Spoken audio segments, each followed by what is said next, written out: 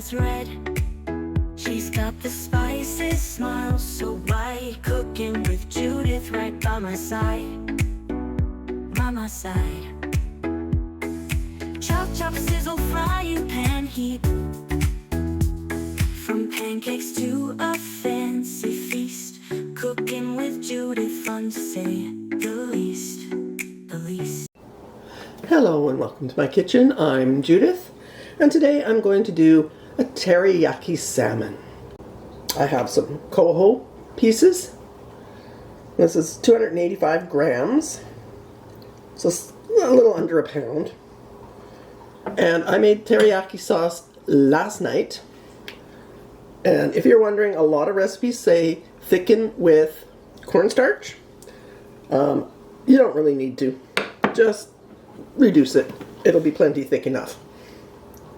And for garnish, some toasted sesame seeds and some scallions. And I decided, let's do some cabbage with it. I know salmon and asparagus are great together. Salmon and carrots. I don't have asparagus.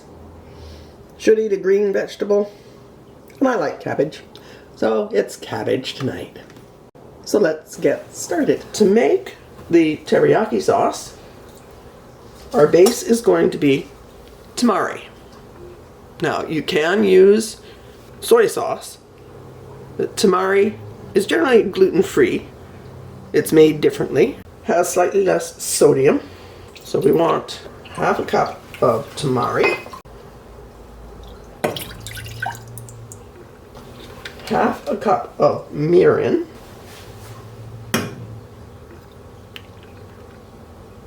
that's the mirin. Then we want a quarter cup of sugar. Now you can use white sugar or brown sugar. I'm using raw sugar, or what's called Turbinado. It is sugar, it's not actually raw, it's just slightly less processed. So it still has the molassesy taste. But it's not any better for you.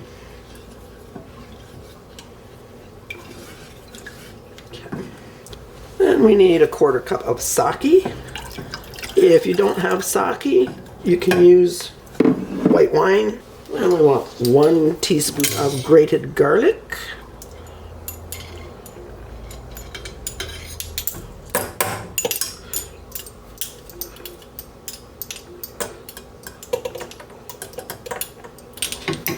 And 1.5 teaspoons of grated ginger.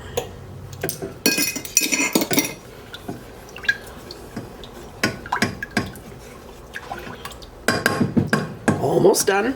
Now I find most teriyaki sauces too sweet for me because a lot of recipes include sugar, mirin, and honey. I'm not putting honey in, but we are putting in the white parts of 3 green onions. Now we're going to turn this on and get it to a boil. Just a note, if you are concerned about the sodium content, pick a low sodium soy sauce or tamari. They are available. Now once we've got this to a boil, we're going to turn the heat down.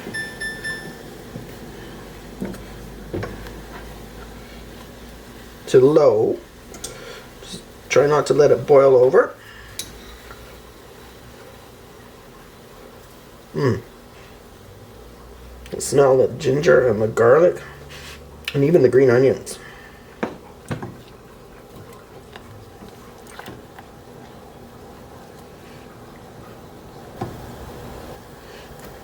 So once you get it down to a simmer, we're just going to let it simmer until it's reduced by about 1/3 or so. Now a lot of recipes thicken with cornstarch and water. That's not necessary, that's just added calories. Just let it simmer until it's reduced and it will be thicker. If you do want a thicker sauce, by all means, go ahead and add a slurry of cornstarch and water. So once you've simmered it to your desired thickness, turn the heat off, take it off the burner, let it cool a little bit. Meanwhile, clean your jar. This will stay in the fridge for about 3 months if you put it in a clean jar. So I have washed a jar and poured boiling water in it.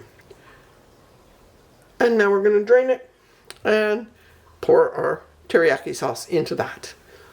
Okay, so a very clean jar. I've washed it, I rinsed it, and poured boiling water in. Now I've drained that. I'm going to put a funnel in, and we're going to pour our teriyaki sauce in. Now if you're pouring hot sauce into a jar, you want the jar to be warm. Otherwise it might break. But if you can see that, no, I guess you can't. Let's move this out of the way. It is sticky and reduced, and you honestly do not need to use cornstarch to thicken anything. It may not seem to be a thick sauce, but it is very sticky thanks to all the sugar. So now we'll let that cool, we'll cap it off and put it in the fridge. So to get ready to cook our salmon, you want to line a baking dish with some tin foil. It'll make it much easier to clean up. Give that a little bit of a spray or oil it with whatever. And we're going to take our salmon and we're going to, as usual, pat it dry as we do with most meat. Because if it's been sitting in a package or from the grocery store, it's going to be a little damp. So skin side down into your prepared dish in one layer. Then we will add the teriyaki sauce that I made. And see, as you can see, it is fairly thick.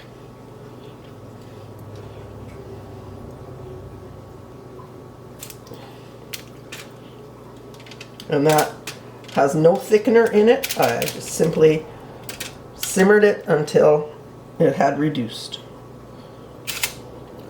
Okay, there we go.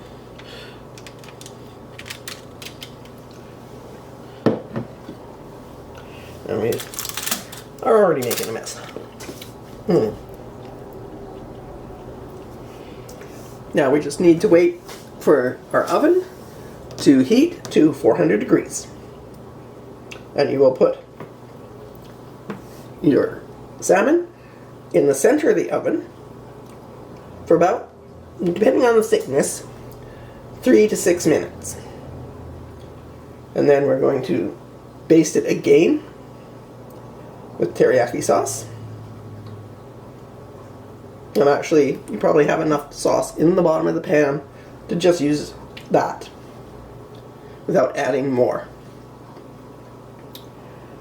And once we cook that for a few minutes until the salmon is cooked through, we'll raise our salmon up to the top third of the oven and turn the broiler on just for a couple minutes. So that's 5 minutes. Let's baste our lovely salmon. And I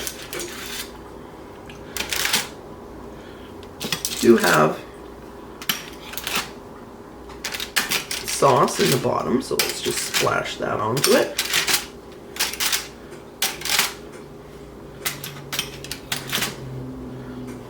There we go. And back in the oven. Now when your salmon is cooked through, I'm going to take it, I'd remove it from the oven while you change from bake to broil. And we'll wait for that to get hot.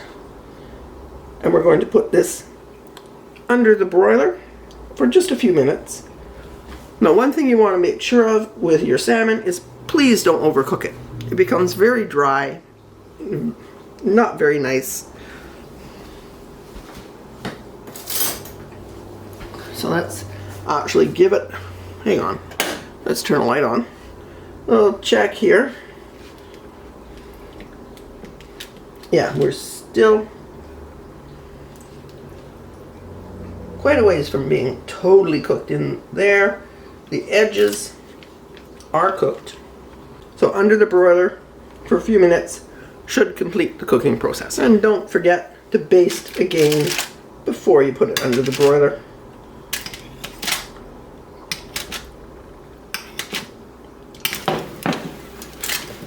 So 2.5, 3 minutes under the broiler. Let's check.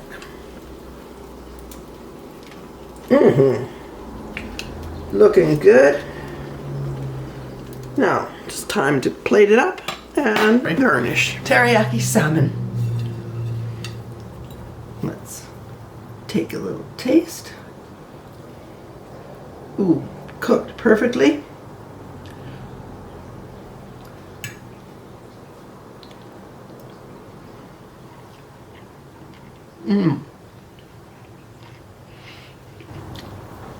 So good.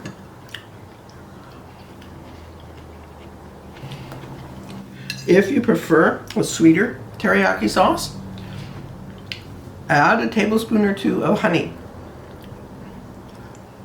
It will be absolutely fantastic. Oh my, that is so good. Very, very lightly sweet, salty, and you can taste little hints